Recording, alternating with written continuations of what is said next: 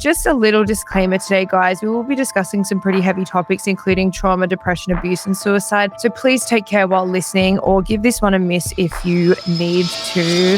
What's the one thing that you'd want women who are in abusive or traumatic situations to know, like right now? What advice would you give them? Oh gosh, to them and anybody really that's in a bad situation, it's.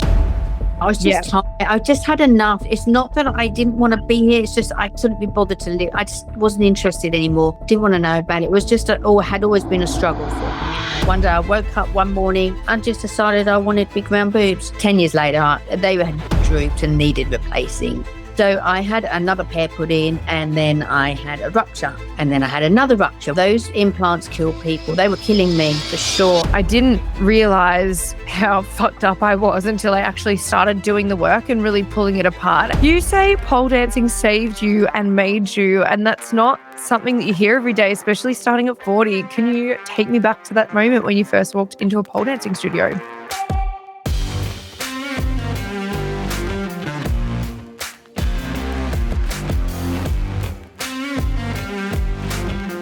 If you are a woman who feels trapped in a horrible relationship, but you don't know where to start, if you're a parent worried about your teenager's mental health, if you've survived trauma but feel stuck in the healing process, this episode is for anyone who's been told they are too old to start something new, too damaged to heal, or too different to fit in. If you've ever felt like your past defines your future, this conversation will change everything. This podcast is being recorded on Gubbi Gubbi land. We pay our respects to the traditional custodians of this land, our country, and elders past and present.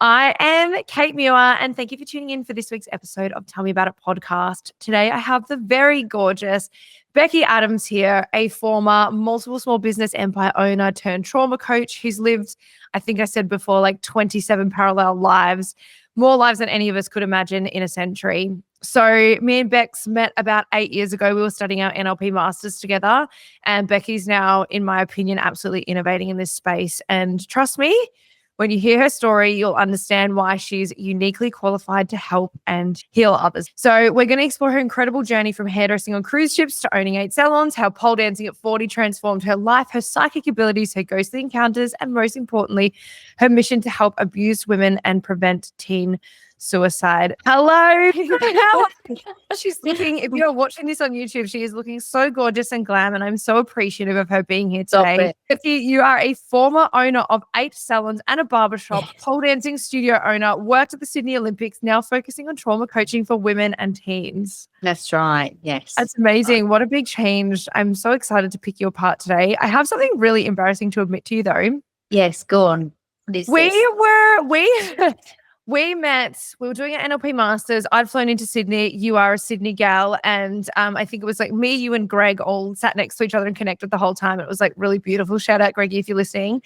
I knew you had done hairdressing because that had come up. We discussed that you'd worked on a cruise ship and everything. But I had no fucking idea until I was reading your email back that you had owned 8 salons and a barbershop. Oh, I had no idea. I did not remember any part of that conversation with you. Maybe we were just so out of it and focused on what we were doing. But so much going on those courses that I remember very little from yesterday, let alone that long ago. So that's fine. 100%. But I'm also like, it makes so much sense why we were so drawn to each other when we were there. Because I think immediately I was like, oh, she looks really nice. I'm going to go sit with her, because I was there on my own and you were there on your own, and we were both so out of our depth. What the fuck are we doing here?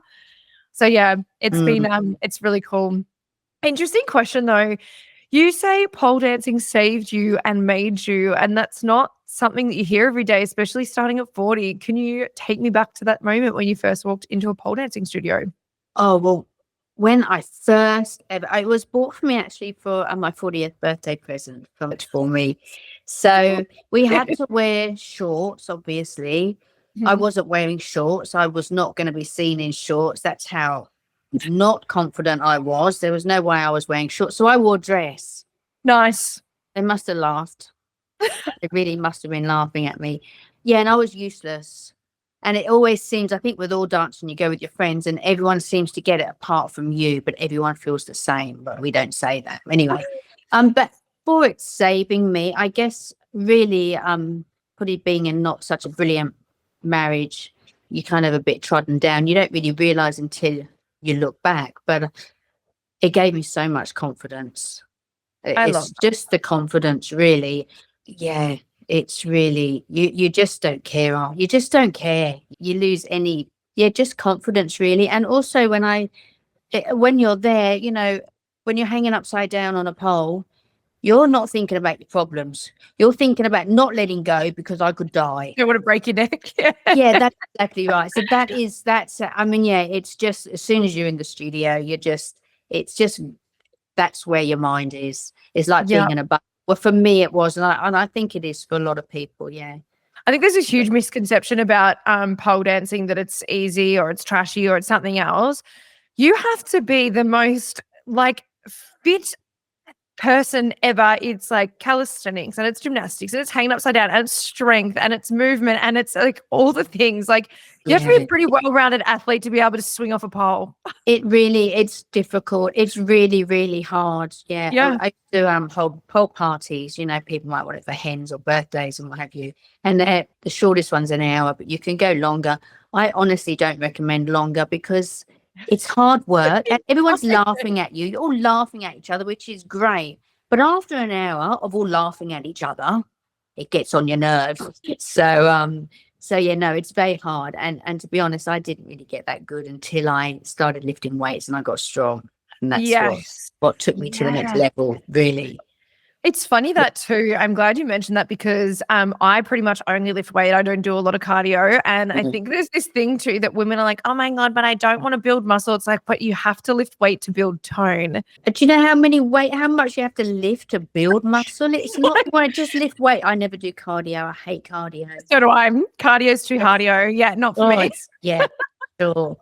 So I mean, I'm sure hanging off a pole is a fair amount of cardio for you anyway, babe. Well, it's enough, isn't it? But I don't think people used to say to me, oh, yeah, but you do cardio. You don't need to because of your dancing. But I don't think and after years of it, it's really nothing. You've just got to lift weights as far as I'm concerned. That's all I do.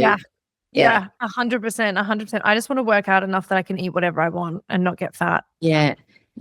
Luck to all of us. We all want that. Yeah, 100%. And so like, let's talk a little bit about your transition from like building a big empire of salons to becoming a trauma coach. Like what sparked this transition? Golly.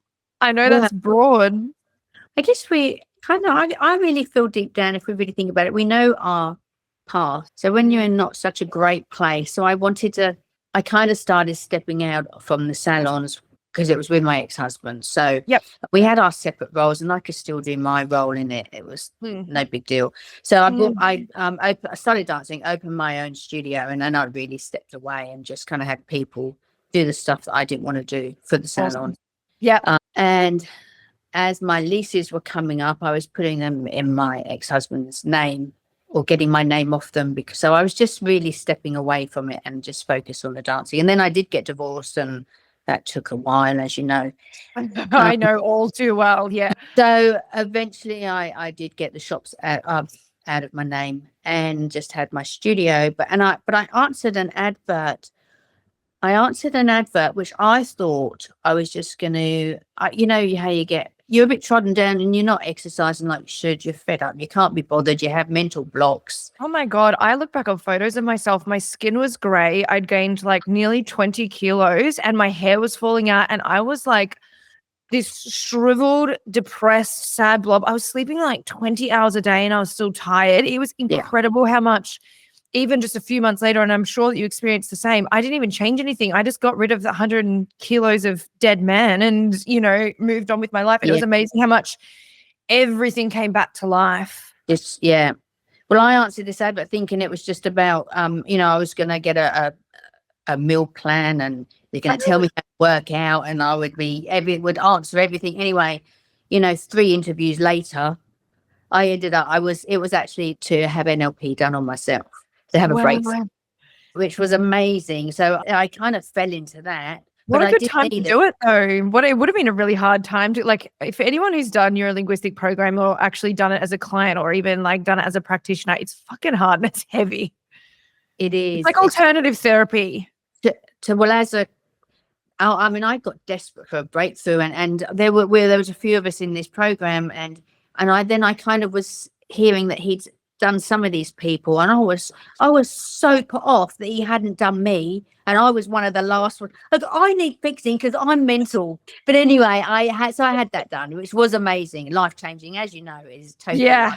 Yeah. And then through that, it was also exercise. It was a whole thing. So I really got into the weights quite seriously, and I kind of was starting to think, I'd rather be a PT than a dance teacher. And I also was living on the Central Coast and wanted to move to Sydney, and I just was just getting tired of the studio, to be honest. So I sold that, and then I thought, well, that was silly because you just sold your income. What are you going to do? Nothing like emotional people who just do. I just decided, I actually sat, I cut back. I had one teacher working for me, and I said to her, I'm thinking of closing the studio. This was on like, I think a Tuesday night or a Wednesday night. I can't remember. It was on the Monday. And she said, when? I'm like, on Wednesday, like the end of the week, because that was the end of our week at that stage, or Thursday. Anyway, she ended up buying it from me. I love that. Yeah, no, it was quick. It was overnight, definitely. I mean, it's amazing that you could sell it so quickly. I know that, obviously working in the business that I do as well, like people sit on trying to sell businesses for years and years and years and years and years. And I think it's a growing thing now that even a lot of people are just like, I can't be fucking bothered. I'm just going to wait till the lease is up and shut it down, or even just get out and pay it out, Well, I had a shop fitter. I had a friend, and her son was a shop fitter, and I had him scheduled to come and take everything down for me. Yeah. And then I thought, well, it's cheaper for me to just persuade her to buy it from me. But she's done really well, I have to say. But she was very nervous. I'm like, yeah, you'll be fine. You'll be fine. I think that's what you want to do, is like when you sell a business, you actually want people to do well in it. I know my experience of the first 2 salons that I bought, I didn't start them, I bought them.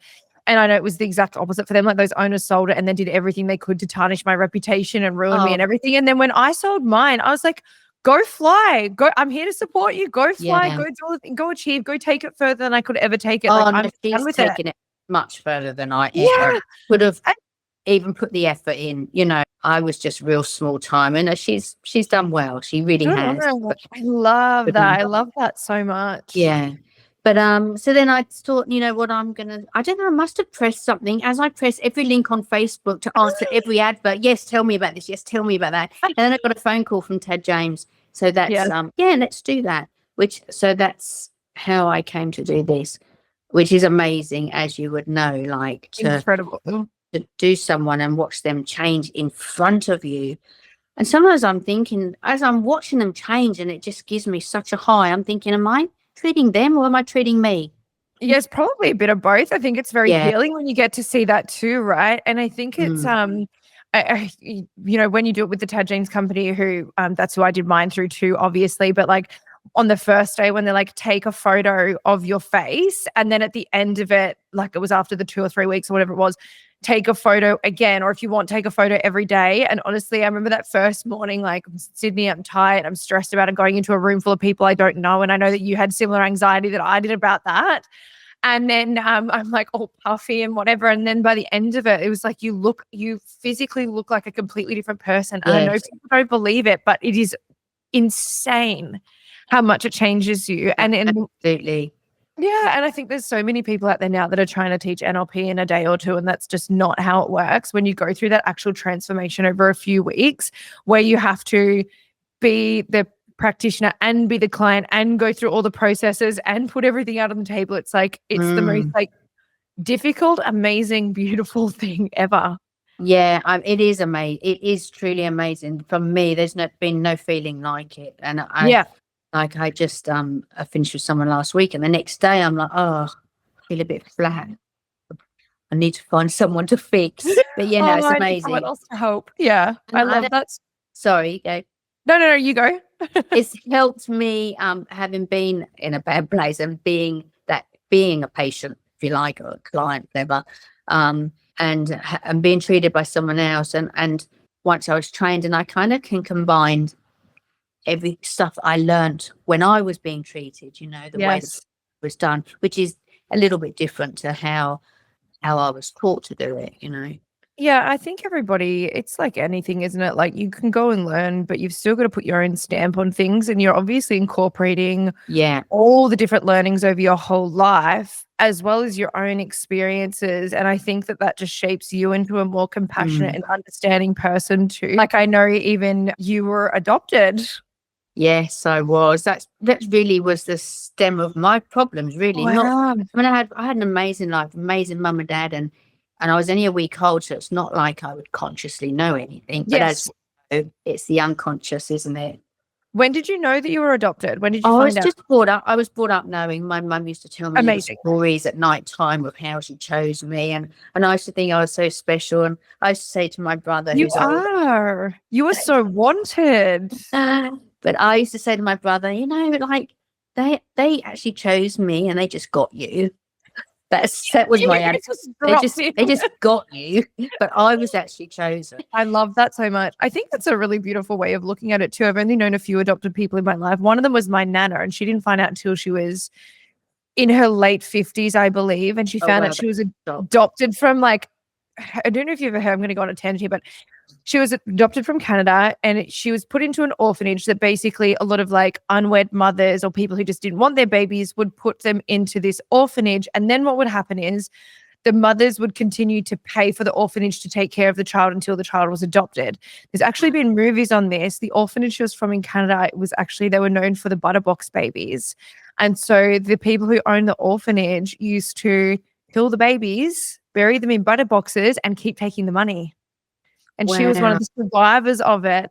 And so I think learning that like later in life, she was the only one that was given up out of like 14 or 15 siblings. And she was a wartime baby basically. But my only experience directly has been that with her. But I've known adopted people in my life who've had the most beautiful parents that have adopted them. And I know my nana had beautiful parents that adopted her. But I think back then it was very different. Everything was closed and nobody really spoke about it. No. But I've actually never known an adopted person to have an awful family in the people that I've known. They've all had Yeah. beautiful parents that just wanted them so much, and that's why Mm. they adopted. Yeah, but it's funny you grow because when growing up, people used to who didn't know would see me and my mum together and go, "Gosh, you two look alike." We used to Oh, smile. really? Yeah. I love that. That's so cool. It's Yeah. it's funny how that happens too, I think. But I think it's like we look like our dogs, don't we? We look like our pets. People always look like their pets. We look like the people we hang around with. I agree. I've got this one friend, Bianca, and anytime we go anywhere together, everyone's like, "Are you two sisters?" And we're like, we just say that we are. We're like, "Yeah, sure." Funny. Go. Oh no, I was gonna say, so I mean, being adopted, I feel that. I mean, I probably, even though everything was wonderful for me unconsciously, I mean, I think you do always actually feel why would you just give me away? Yeah. And Do you know what the story of that was? no, Do you know actually, your mum? pardon? Do you know your mum? You've never met, like your birth No. mum? Well, it's funny. After my breakthrough as a client, I did try and find her, but she'd passed away. But I know she was very young. Quite heartbreaking for her, really. Yeah. She was very young, or like 18. It's not that young now to have a baby, Yeah. I'm sure, but back in the day. And she never remarried, never had kids. So I think it's a bit sad for her. And I can't remember the disease she died of. She was only in her early 60s. So I Oh, can't wow. remember the disease, but for me, looking at always at alternative healing and medicine type of stuff, whatever the disease was, I linked it back to stress and heartache. So it's pretty sad for Wow. her. But so, Oh, this is what I must do everything everything I want to do. Because that's yeah. what otherwise, Yeah. she'd have kept me and I probably would have been stuffed. Yeah, 100%. Yeah. I think I mean, you say that you were born about 18 years old. That was your own phrasing Yeah. there. I've always felt like that. I was always about 18. I can't even explain it. And then when I got to 18, I kind of stayed then and was really quite childish. Still ain't a bit immature. I think you're fucking fun. I think it's an amazing thing to do. But yeah, no, I'm back clean. I always have been. I think it's, and this is like a bit of a heavy pivot here too, but it hasn't always been like smooth sailing for you too, because like how does someone who's planned their own death become the person who helps others choose life? Like, Well, yes. I mean, I suppose really, again, it comes back to, I guess grew up quite insecure just in myself. through boyfriends and friends, and that's due to being adopted. I had no idea until I had my breakthrough. Yeah, and everything just always felt a struggle.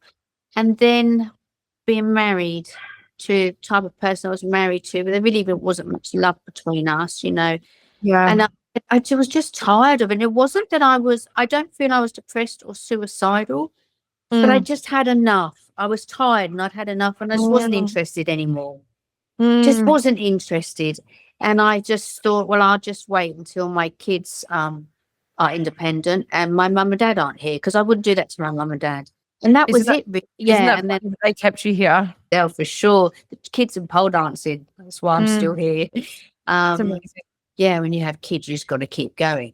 So I was just tired. I just had enough. It's not that I didn't want to be here. It's just I couldn't be bothered to live. I just wasn't interested anymore. Didn't want to know about it. It was just had always been a struggle for me, Yeah. And of course, then I had the breakthrough, and that did fix all of that. I haven't had any. Probably had a few moments where I thought, oh, yeah, it was good. Yeah, I think it's hard to put yourself in those situations and go, wow, I got to such a dark place. I have had it happen a few times in my life too, where I was just like, I think I'm just better off not being here. And it's just, again, I guess that shapes who you are now, how compassionate you are, how much that you want to help people, and especially teenagers and women to, come back to life and work through their things and see that there is light on the other side. But the teenagers, I've spent most of my time in Australia on the Central Coast, so I can only talk about there. But I've seen and heard of that many people, and they're not always boys, actually, or heard of them, just killing themselves. Yeah, it's fucking terrifying. It's actually terrifying. It's terrifying. I don't remember that happening when I was that age. I think the narrative around it was different. I mean, I know my sister had one of her male friends at high school take his own life. I've had 2 friends take their own lives, both men as well. And back then, I mean, my parents were like, oh my God, that is so selfish. How could they do that to everybody else? But I think, my experience was that I was actually telling a client that, and I was like, I don't know, just my parents have always said this. And she's like, well, my dad took his own life, and I don't think you understand that actually it's not selfish. In their mind, it's selfless, because they think everybody's going to be better without them, and they think the world's better without them. And I was like, wow, that really shifted my perspective. So I think just the narrative has changed in the last while, and people are talking about it more, and I guess understanding more about mental health and being more compassionate about that. We grew up in a time that was different. It just was. People didn't talk about it like they do now. No. It's not getting better. I think it's still terrible, and it's an absolute epidemic, but yeah, it's terrifying. But when I hear it and I think, God, I could have saved that. I just know what I do works. Yeah. And there's just no argument. What I do works, and I know and I think, God, it's shocking. I could have saved that person. And you feel so bad, Yeah. You don't know. And then there comes the thing of as you know, there's no funding. I feel that might change soon. There's no funding for NLP. You're trying to get a fucking psychological appointment in Australia nowadays. It's like, oh yeah, in you go to the 15 months wait list if you're in the public system. It's terrible. And that's why it is amazing that there's so many other people out there like you that are innovating this space and paving the way. But it's just like, where does it end? When is there funding? When is there more things? Well, they can't afford this. I mean, I had one coach and he's like, everybody can afford it. Everyone's got money. Well, they don't have money. There was a time where, I had just paid for a course. I couldn't have paid for that course like maybe a year ago. People, they're young, 18-year-olds don't have that money. No. And I remember, I'm a big advocate for, charging well and charging what you're worth and charging based on your skill and those sorts of things too. But when we're talking up in the thousands for people to pay for a breakthrough, that is just not money that is available in 2025 for 95% of people. It's just not. And you know what? If people do have that money, it's in case of emergency fund, or it's going to rates, or it's going to strata fees, or it's going to rent, or it's going to other things, which, yes, well, mental health is obviously the number one most important thing, I believe. But, it's also life. Got to pay to live, got to exist. But a lot of people don't even know that they're so messed up until, I knew I wasn't quite right, but I didn't realize how messed up I was until I came across it, Until I did the advert to have have my diet written and a gym plan. I didn't know I was entering it. Thank God I answered it. But, people that these youngsters don't have the money. No, and I for them. And I'm just, so I don't know how you reach them at this stage. I haven't figured it out yet. Yeah. I think it's also, I'm much similar to you. I'm like, I didn't realize how fucked up I was until I actually started doing the work and really pulling it apart. And there was this time where I was just like, fuck, am I the problem? Like, am I the issue? Am I crazy? Like, am I this? And then I start going and working through all this stuff. And then I'm like, okay, cool. Yeah, elements of crazy, but a lot of it's handed down to us from our genealogy or, our DNA and those sorts of things too. And also it's how we were raised. And also it's where we grew up. And also it's like all these other things that kind of contribute to that. And then it's, at the amount of what you'll tolerate and how you bond to certain things and how you attach certain beliefs and feelings to certain things. And it's not until you really start to do the work and like commit to actually making the changes that it all kind of comes to fruition and becomes clear, I guess. Yeah. But yeah, it's amazing. It's amazing work. Yeah, I'm focusing on, I need to find a way of helping the young people. I really do. I've actually only treated women at this stage. Yeah. But I want to do the young people. I'm happy to do anybody, but that's kind of where my focus has been. I really do want the young people. They really need desperate for help. Do you think social media contributes a lot to that? Why they're messed up? Yeah. 100%. Yeah. There's so much pressure on people nowadays to look a certain way, to be this person, be that person. You put on Facebook. How many girls are ugly on Facebook? None of them, because we're all filtered. No ugly people. No one's ugly anymore. So we need to be on. It's just so much pressure.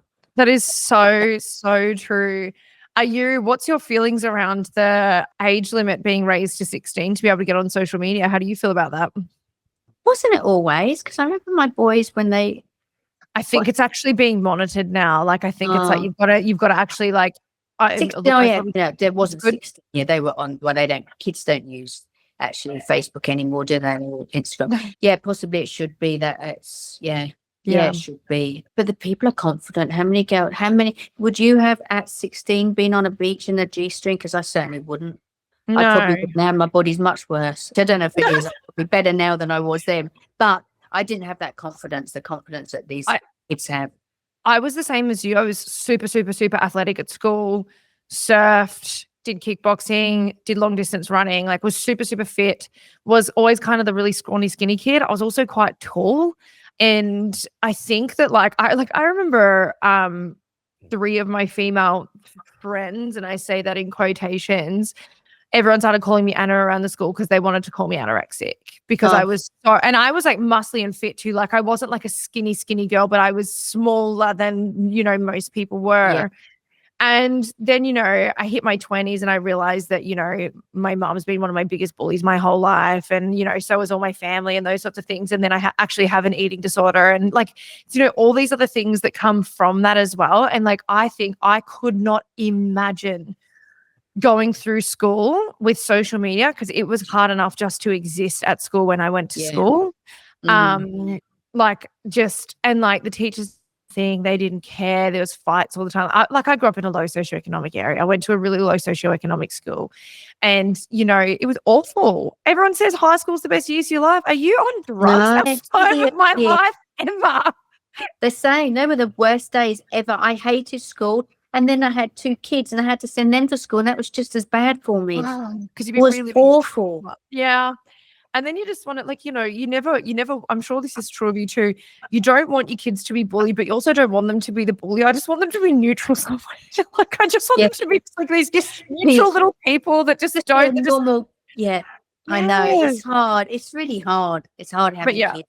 Too. Yeah, I was awkward though. I didn't fit in anywhere. I wasn't super jockey sporty. I definitely wasn't one of the glamour girls. I don't think I grew into my face or my body until I was in my late 20s. I really didn't feel like I kind of normalized until then. But I was also really musical. I was just a bit weird. I just didn't really fit in anywhere. And I think that people just used to smell at and just make you feel this big. It was horrible. But yeah, I think that's all amplified now with social media. I think it's a really scary time. It's shocking. And now you don't even know what to believe with AI, do you?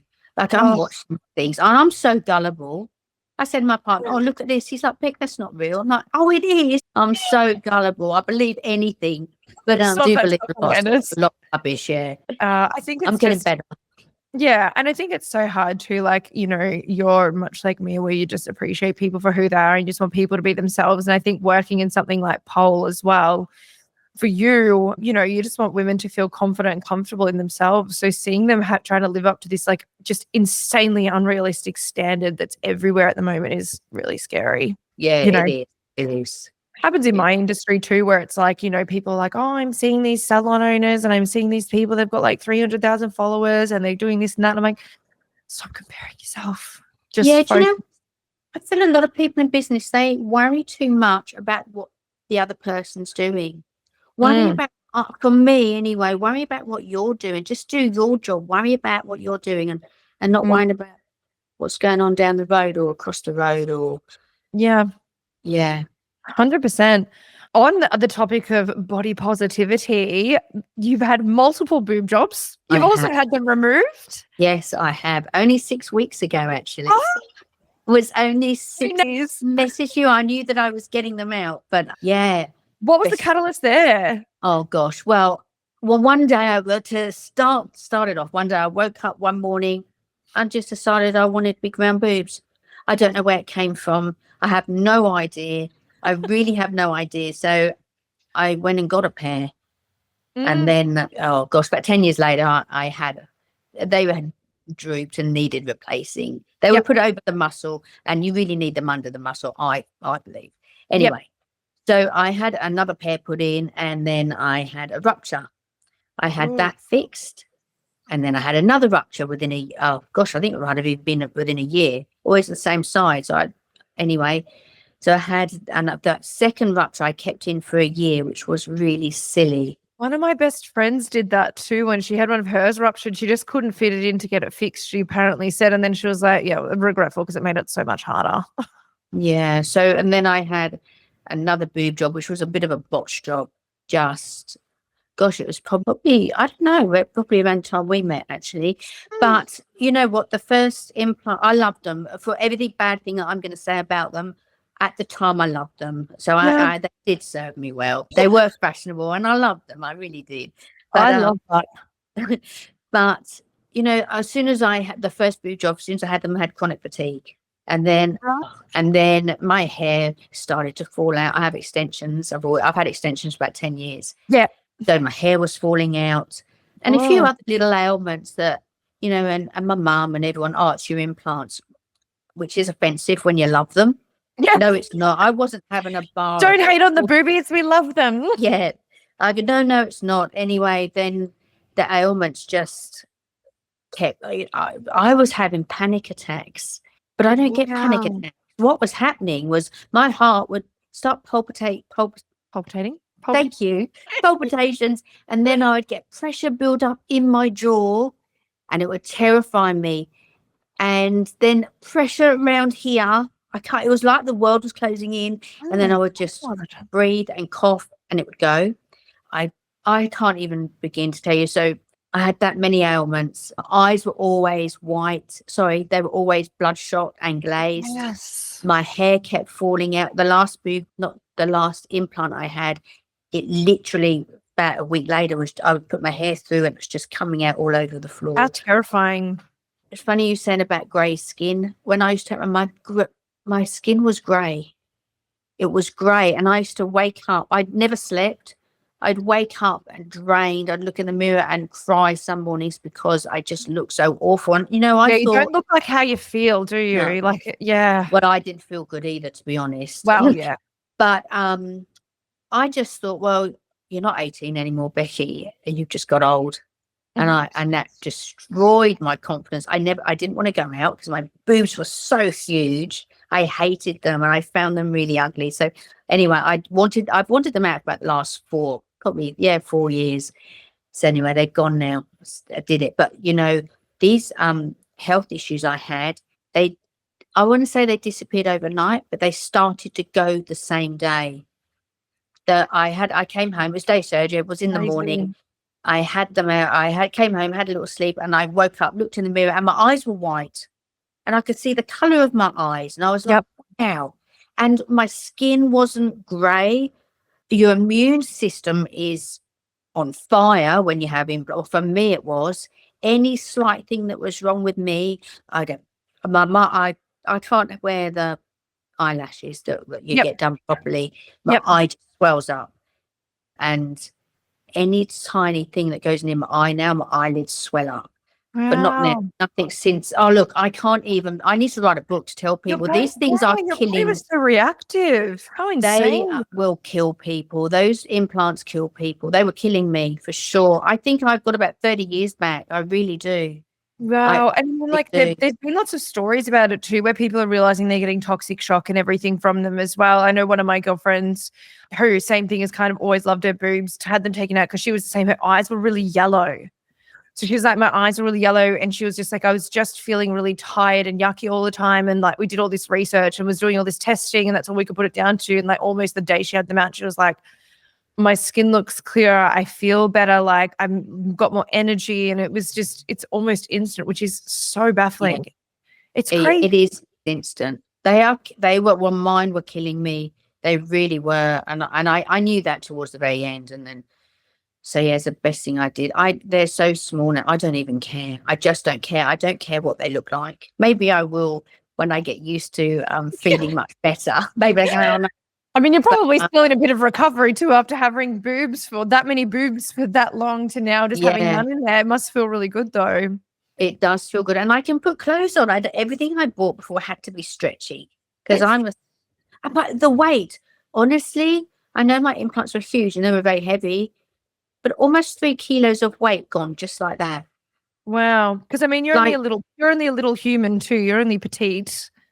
Yeah, well, the implants were like 1.2 kilograms. I know, they were crazy. Your back. Yeah, that went too. I went in there with chronic back pain and I came out fine. Hairdressing with big boobs like that would have been a whole new hell. Even pole dancing. Well, true, yes.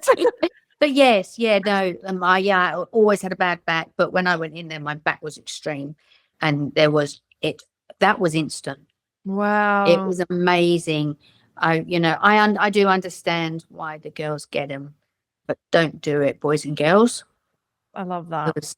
It's really they were killing me, and I can't be the only person. Yeah.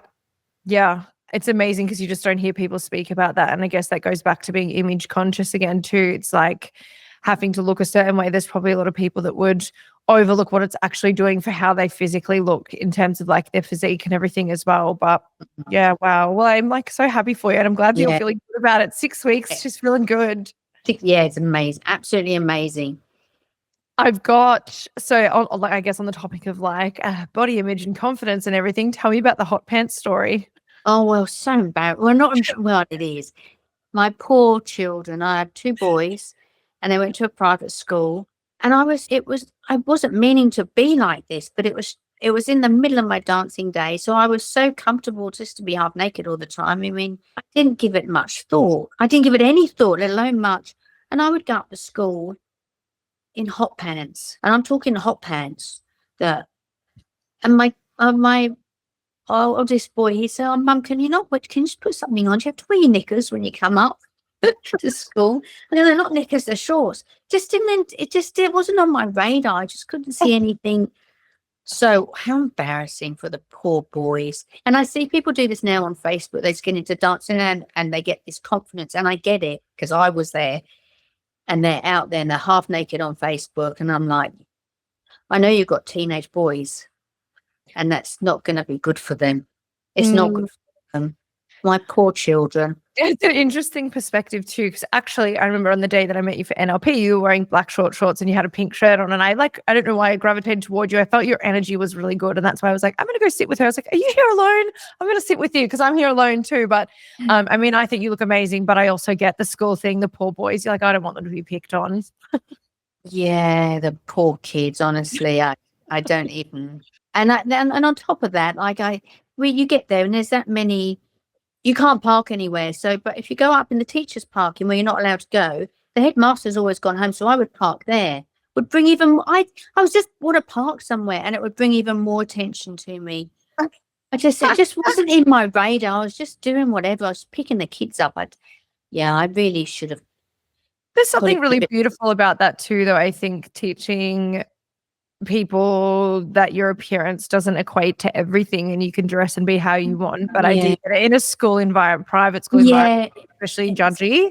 Oh, especially where I was. I mean, have a day off. But yeah, my poor kid, I do think, oh my gosh, if I had my time again, I wouldn't, maybe covered up a little bit more, but it just wasn't in my radar too. Wasn't even, I couldn't see what, big deal was. Now I can.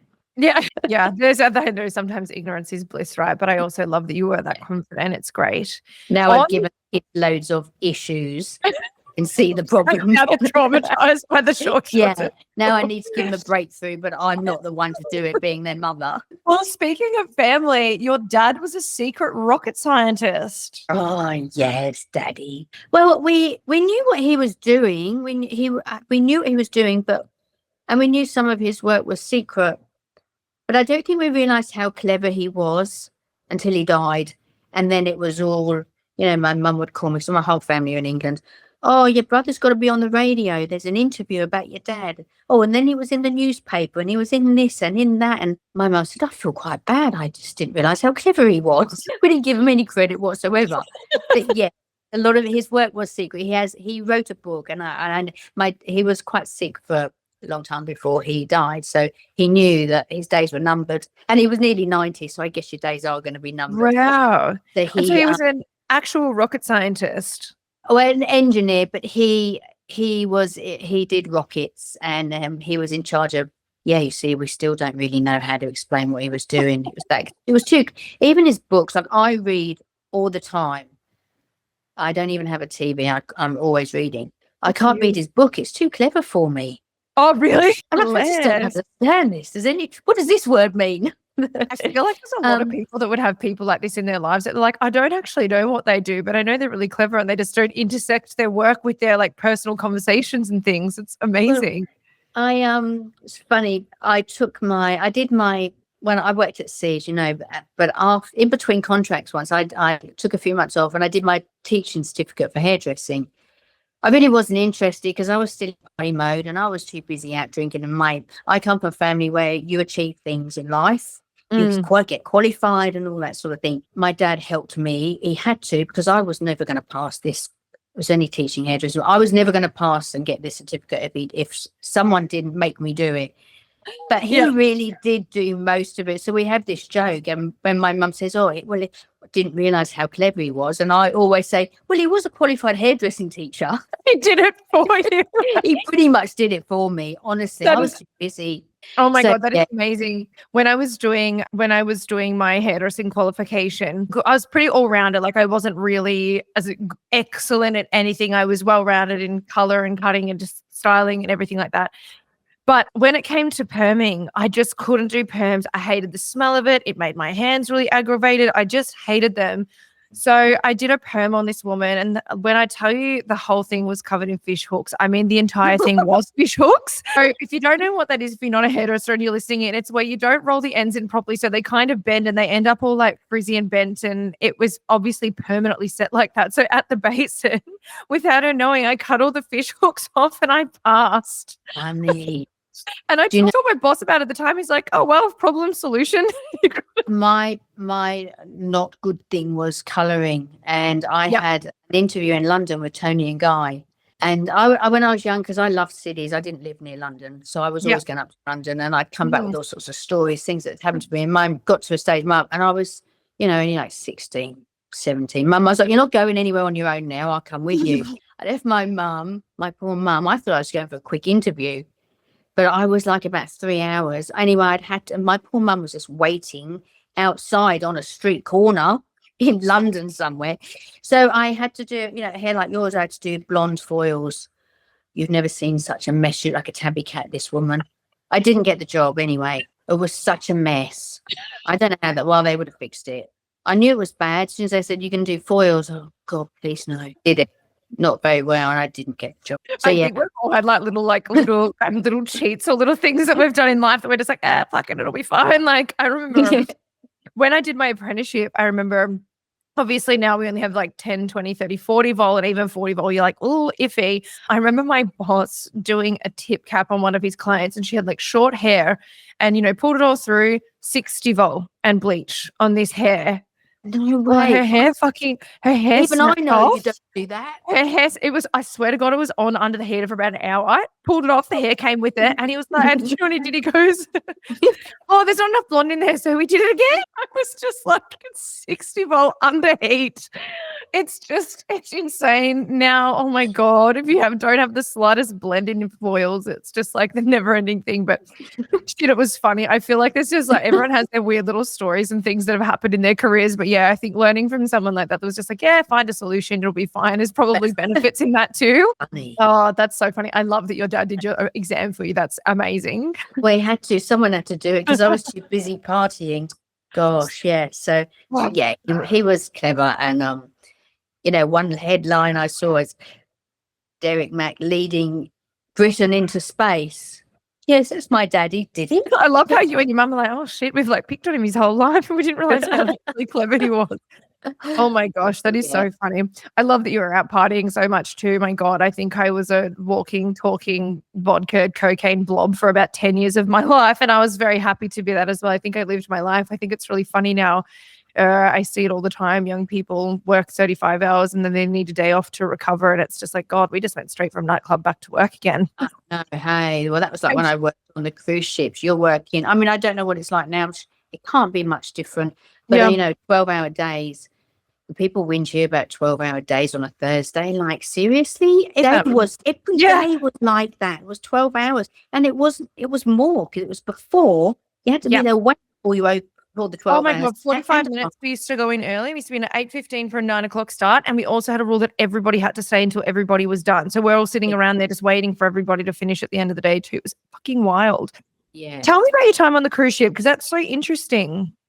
Actually, it's funny how that job came along. I just fallen into different things in your life, but it's I know things just happen, and it's good. So I was spinning up from a boyfriend at the time. Actually, I was 26 years old. I was spinning up with my boyfriend, and we down the pub on a Friday night, and because in England you're in the pub every night, and I heard him saying to people, "Oh yeah, well, Becky," because he said to me, "What are you going to do next?" And I said, "I don't know. I'm going to go and work on the cruise ships." It just came out. I don't know where it just came out. Someone in one of your angels just pushed that out of you, didn't they? So he went down the pub and he's telling everybody, Becky's going to go and work on the cruise ships. And I said, don't tell people, because now I have to do it. Yes. So it's anyway, like holding me accountable. I had no idea. I found a book. I don't even know where I found this book about working with cruise ships. So I got some addresses and contacts out of that and got the job. And I nearly fell over when he gave me the job. I think I messed someone's hair up there as well. Don't let Becky do foils, everyone. Okay. No foils, please. So look, it was great. It was good. How long did you do it for? About 3 years. And you lived obviously on it. Did you have breaks or what? Like, how does it work? Oh, look, I did, because I stayed home for those months and did my teaching certificate, which I can't remember. It wasn't that long to do that. But it was fun. You drink a lot. You're just drunk every night, to be honest. It's party time. It is party time. Look at the environment. 12 hours. Everyone's on holidays. Well, that's it. But we weren't. But we thought we were. Yeah, it was hard work. It was hard work because the hours were long. And then you would go and have a quick snooze and then get up and go to the crew bar all night. Go back for 2 hours sleep and get up and go and do a 12-hour shift. I don't know how I survived it. I do not know how I survived it. And my first ship was a bit of a circus, to be honest. There was never any fresh water. Like, we didn't. Oh, no. I don't ever remember drinking any water. I don't know how. I don't think I drank water for years. And at work, it was just like Barocca and V. Yeah. Well, we used to get and some of the ships, the bar staff we used to order coffee, but they'd put shots in it for us. A bit of Irish coffee for you, Dad. Yeah, look, a lot of partying. It was hard work, though. What a great experience, though. It was. I went to many, many places, I was lucky. I always managed to get on ships that were going everywhere. And my first ship went Good. everywhere. I was over in America, and I love America, and then went Yeah. over to Europe. And then in between contracts, once you've done one contract, you just go Go. to, but this is how it used to be. Where do I want to go in the world? So I'd go to the travel agents, get the books, see what ships were going where. Oh yeah, I want to go there. So I'd call up, and once you've done one contract, it used to be that you could go wherever you want. You just tell them. And if there's no room on that ship, you pay for someone to be moved who is on a first contract. So they get like the secondary choice. They get whatever's left. Yeah, I did that only once. I only had to do that once. And I always still feel a little bit bad. I probably terrified some poor young first contractor. But anyway, I'm sure she had fun wherever she went. I love that. That's so good. I love this too, because you've like been connected to so many different worlds and in so many different ways too. But you have a bit of vulnerability and connection, and you've said that you struggle to make friends, and you need a gay boyfriend. We all need a gay boyfriend. I know there's gays have their priorities right. Yes, don't they? Yeah, I just need one of those just to go shopping with, and they're just so fabulous, you know. Yeah, that's all I can say about them. They're so fabulous. But yeah, I do struggle, and I feel also coming to another country as an adult. Australia. Oh, well, I've been here, gosh, about 20, 30 years. Always in New South Wales? Yes. Yeah. So I came to Sydney, and then we went to the coast, and then I've come back to Sydney. Yeah. I think it's just I didn't grow up here. Yeah. I didn't. And I, to be honest, I do find Australia a little bit unwelcoming if you're not Australian. Really? Yeah. I can't speak to that because I don't know that. I've moved interstate, but I have not moved overseas. Yeah. Look, and I guess I've always been a bit different, maybe. But that's what I love about you. But you have to be run of the mill to go somewhere and fit in, don't you? Possibly. Yes. And I don't feel that I am. And that's okay. Like, I didn't like the Central Coast, which wouldn't have helped me. I hated the Central Coast where I spent most of my time. Yeah. It's been good for me, made most of my money there. But I don't like the coast. It's not for me. I like cities. So I think when you go somewhere and you don't fit in, you're different.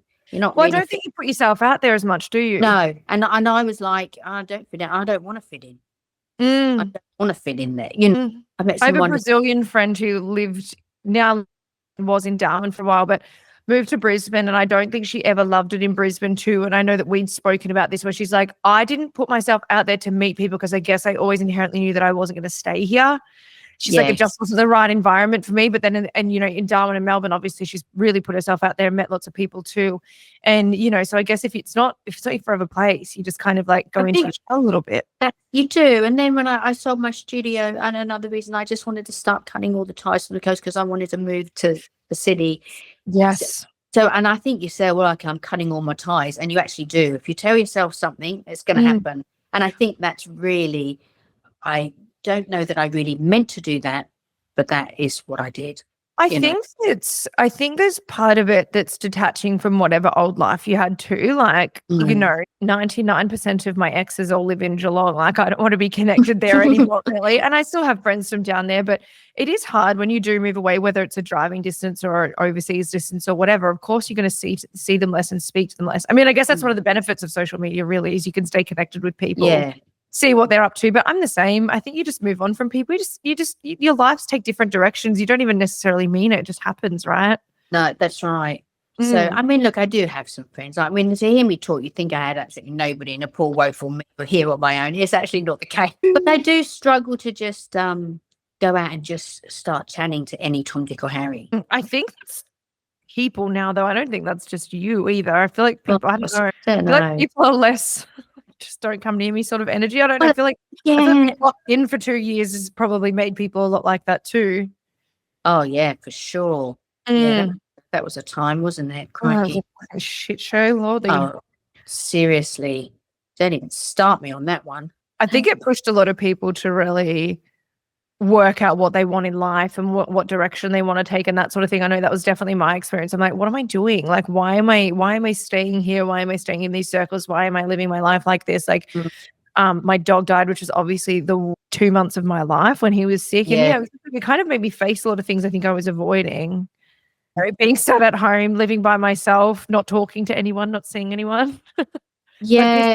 Closed down, my income fucked, like everything. But yeah, look, I mean, so we're in the market for a gay friend, and if you gay boys out there, I'm up for it. Yeah, love that. It'd be fun. I need someone fabulous and someone that understands the shopping and just all the fun stuff. And the good food and all the yummy things. Yeah. Love it. So They're just good. and out there. I love them. When I see them, I'm like, they're so sweet. I love it. So gorgeous. I love that. Especially, well, you're in Sydney, you're in the right place, I reckon. Well, true, very true. Now you've met Mike Tyson. Yeah, well, that was as you just stumble across everything in life, don't you? Yeah, I was in Vegas on a. I was going to say, how do you just stumble across Mike Tyson? But Vegas makes sense. No, he was. I can't even remember if he was having a fight or whether he was there to watch a fight. But, okay. I was with my ex-husband at the time, and I love Mike Tyson. Like, I'm just a big fan. Yeah. And I'm not very sporty, but the only one, and I don't watch any sport nowadays, but I did always just watch boxing. So I'm like, and he said to me, "Guess who's here? Mike Tyson." You're joking me. So I just queued up for ages the next morning and had a picture with him. And you're there and you're like, he's so famous. What do I say? And he was so warm and lovely and cuddly and welcoming that you don't. Oh, that's so nice. It's funny that they're famous people, famous athletes, famous actors, whatever. You kind of assume they are a certain way because that's how the media portrays them. As like you said, you kind of believe everything you read or whatever you see, but also like they put on this persona to be out in the public or whatever, so you can kind of form this idea about them that can be completely wrong. And it's so nice that he was so friendly and cuddly and like he was just really warm and and it's just I just had some few photographs and it was good. I said to my boys, but I don't know that they remember too much because they were little, but fun. They've got a picture from it, and so do I. So I love that so much. That's so cool. And then I met Cuba Gooding too. That was Where was that? Where did this all go down? Okay, that was in Sydney. I was in the Establishment, actually. I don't know if you've heard of the Establishment up near the Rocks.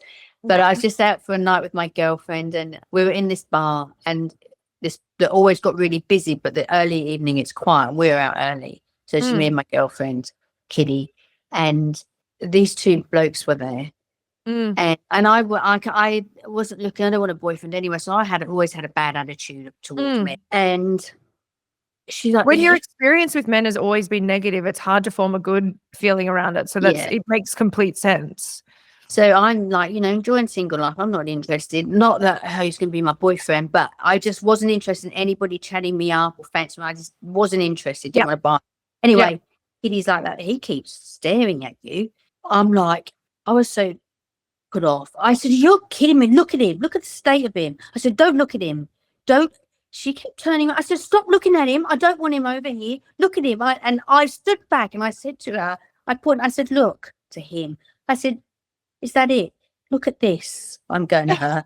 "Is that all I can get? Don't even want a boyfriend, but that is all I can get. Is that what you're telling me?"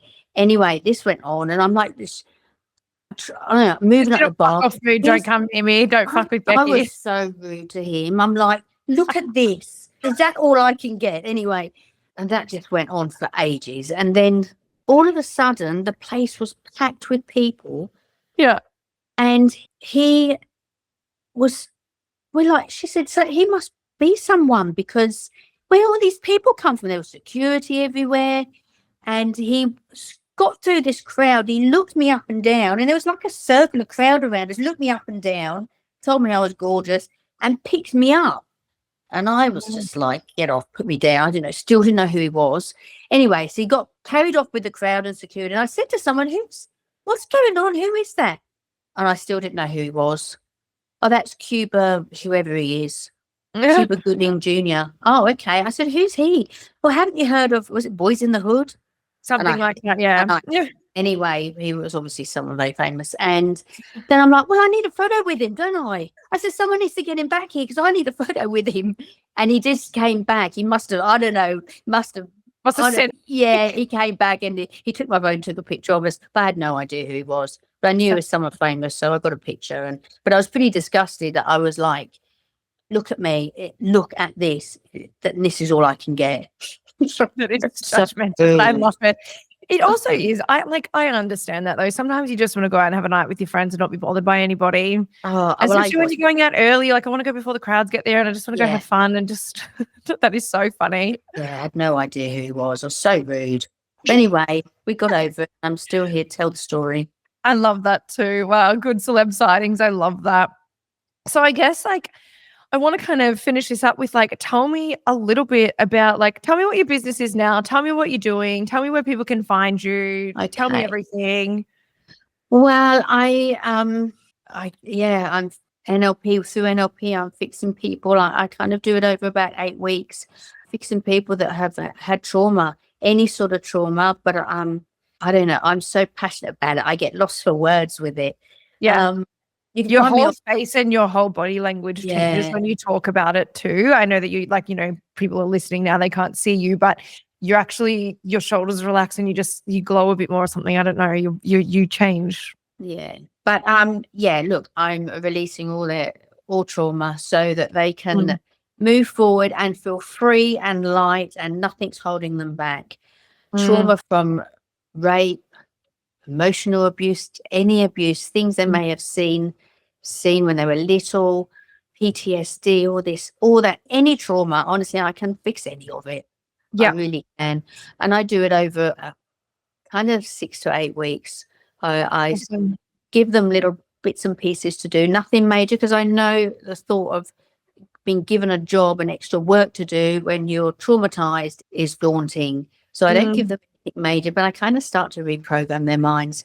Then I release, the fear, anger, guilt, shame, all the rest of it. And then I do a proper breakthrough, which is when they are fixed, and it is fast, as you know, and it's instant. Yes. Yeah. Faster than fast. It's instant. Yeah. It's amazing. And honestly, it's the best money you can ever spend on yourself. It really is. And look, you know what? I'm not huge. I'm not huge in what I'm doing. I just use my Facebook page. I should probably change my profile picture because I'm not really a Facebook person anymore. The picture's old, and there I am, half naked on a pole. Yeah. It probably puts people off. So I'm going to change that picture. Good. Yeah, that's awesome. I think that's good. But don't be put off by the picture. Not at all. I think that's a beautiful message in all of this too, is don't judge a book by its cover. People are who they are. And I think people are becoming more accepting of different body types and different appearances and things like that too. But I mean, I think you look gorgeous. If I had your body, I'd be hanging off a pole too in my underwear. So I get it. I guess it's just been really cool to see someone who's gone from really a quite extraordinary life, from business empire to spiritual awakening. And I think going from really a, multiple trauma survivor to a trauma healer, it's a really beautiful thing that you're doing, giving back. And as you said, it fuels you. And I understand that too. There's nothing better than seeing your clients achieve and your clients just transform. What's the one thing that you'd want women who are, I guess, currently in abusive or traumatic situations to know, right now? What advice would you give them? Oh gosh, to them and anybody really that's in a bad situation, it's everything. Everything is fixable.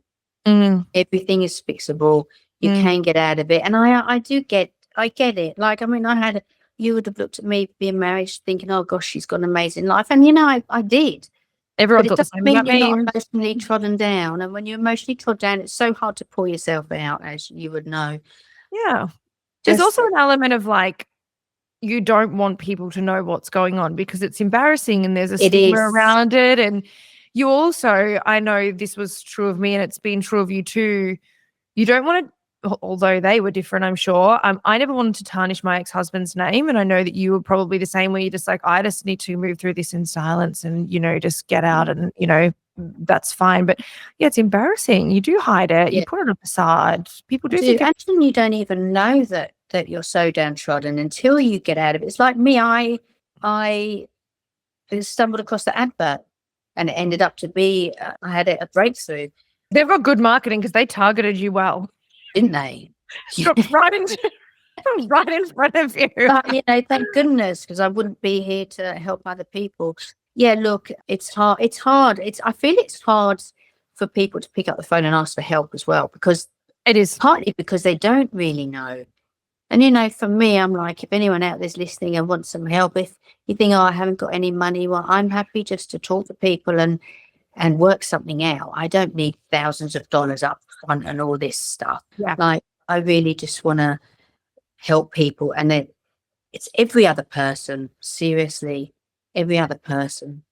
I think there's always that. I mean, I know my own experience. You don't tell people you're in abuse. You don't outwardly talk about it. It's embarrassing. It's mortifying. You think people are going to judge you.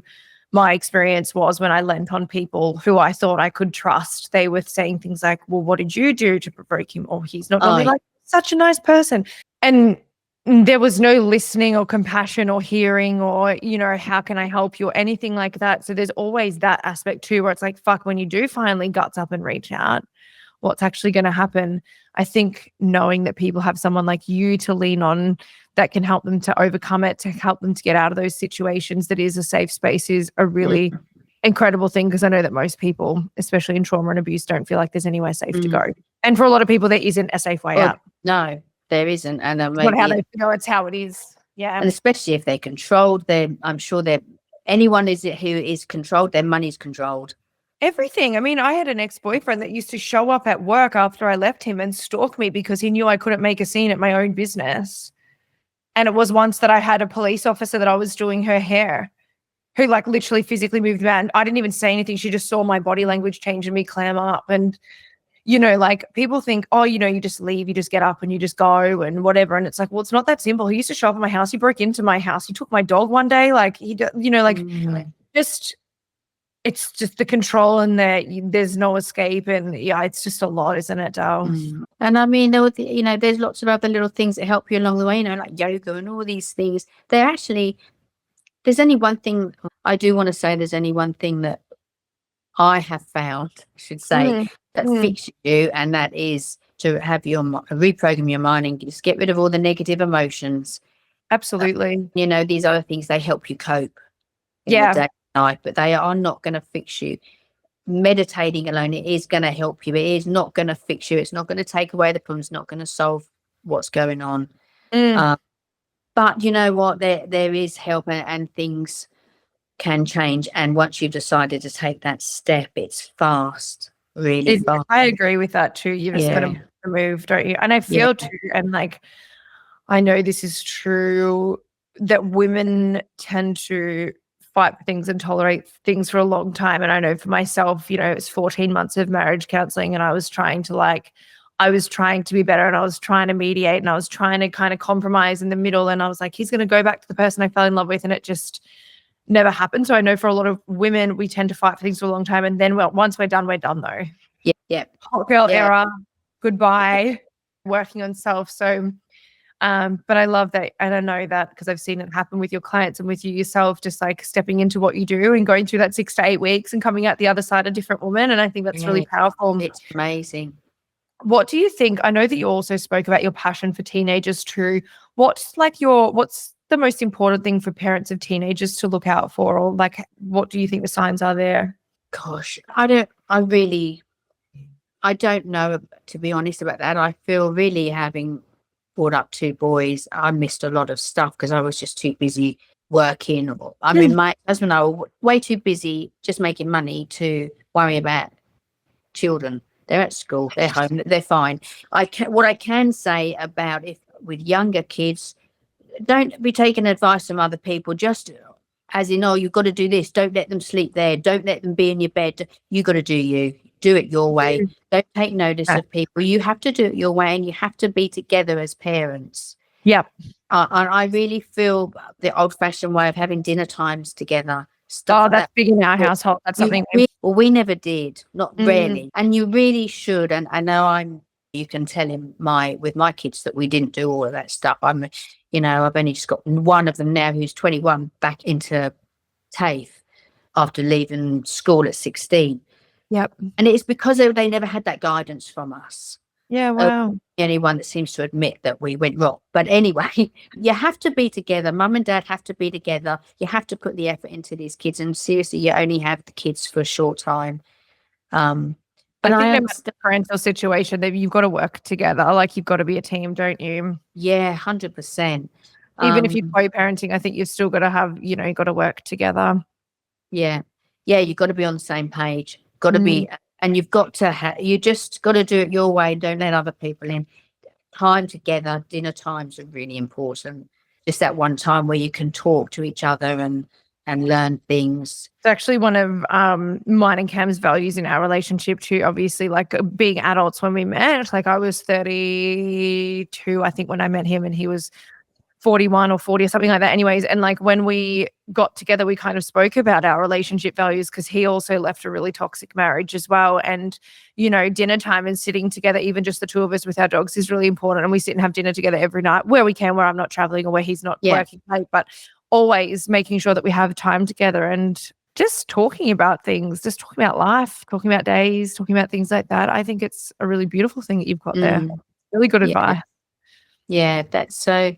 But when it comes to teenagers, I don't know. I think most of us as parents don't know what's going on with the kids. Yeah. Most of us are not understanding all of this as we had struggled with technology. 25 minutes it took Becky and I to get on this podcast together too.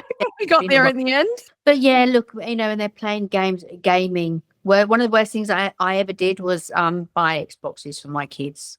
Wow, that's interesting. It was the worst thing I ever did. We couldn't afford anything like that. We had a Sega and we were only allowed sort of like 30 minutes on it. That was sort of it. But I'm married to a gamer, but that's also only after he's trained, done things around the house, done whatever, then he then gets to go off and game. And it's not an he's a grown up. He's a grown up. But so I need to I do need to find a way of helping kids because there's too much suicide, too much going on. And it's so easily fixed. What if you create? I wonder if you could create something online, something that's a lower price point, that's a small coaching session for the group every week or something. I don't know. There's something you could do there. You could pivot into something there. Yeah, I look forward to seeing what you do in that space. Anyway, it's very exciting. Yeah. But yes, I'm not very tech savvy, as we know. So I do just use my Facebook page. So yeah, don't put off by the cold. That's okay. So anyone wanting to reach out to you and find you for your trauma coaching services, finding you on Facebook, Becky Adams. Yes. We're going to link her in the show notes anyway, guys. Any final words of wisdom or anything you want to leave anybody with today? Oh, golly. Just do everything that you want to do in life. You have to do everything. Life's for living, isn't it? Yeah, absolutely. Yeah. Don't be scared, because most of us get scared and we don't go forward and we don't take the next step, and it takes us ages to do things. I mean, I'm guilty of it too, but we really must do everything that you want to do and just enjoy. Yeah. If you need some help, I'm here. I love that so much. Thank you so much, babe. It's been an absolute pleasure having you here, and it's so nice to finally see your gorgeous face. I know we chat on Facebook all the time, but it's finally nice to meet and talk in person. And thank you for all your valuable insights. It's been incredible to learn about you. I love how impulsive you are. I love all the random things that you do, but I'm really proud of you and all the work that you're doing, and I'm loving watching it all happen. Thank you so much. So good to see you. Thanks for having me. No worries. Take care. Thank you.